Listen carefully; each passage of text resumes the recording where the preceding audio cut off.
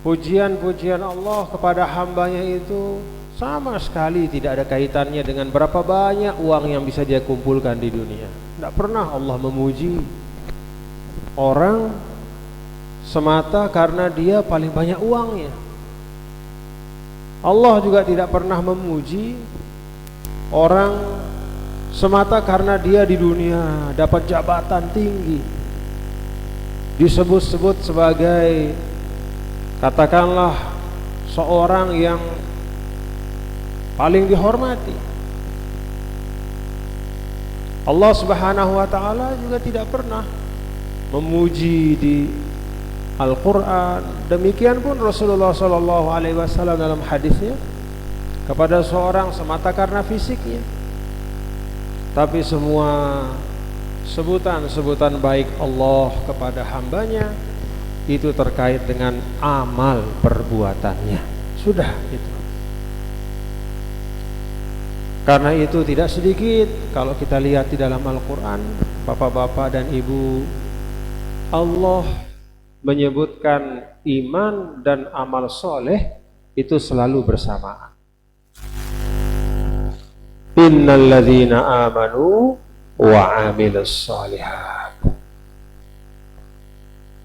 Di akhir suratul Kahf, di akhir surah Maryam, innal ladzina amanu wa amilus shalihati kanat lahum jannatul firdausi nuzula. Dalam akhir surah Kahfi, sesungguhnya orang-orang yang beriman dan beramal soleh kanat lahum jannatul firdausi nuzula.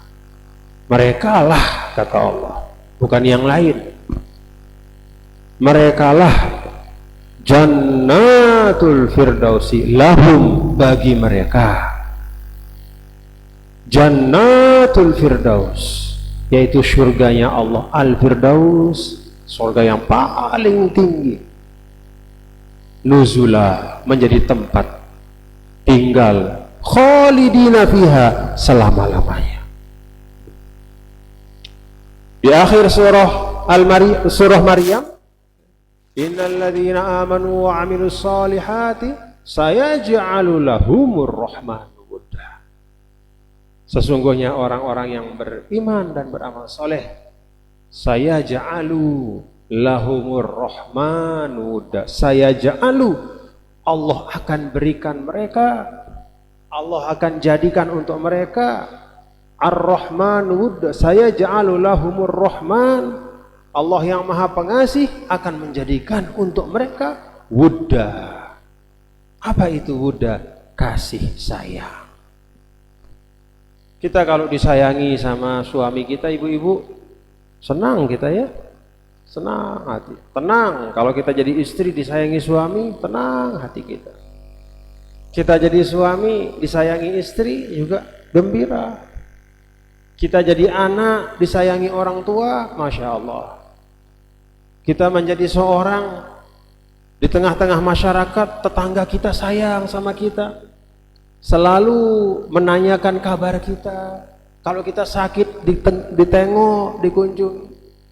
Kalau kita kurang ditawarkan sesuatu, oh rasanya tidak mau pindah kita dari tempat itu. Ya begitu bapak-bapak ya?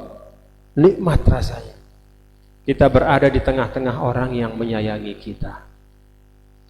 Apalagi dalam ayat ini yang sayang sama kita itu Allah. Apalagi yang kita cari? Apalagi yang kita cari?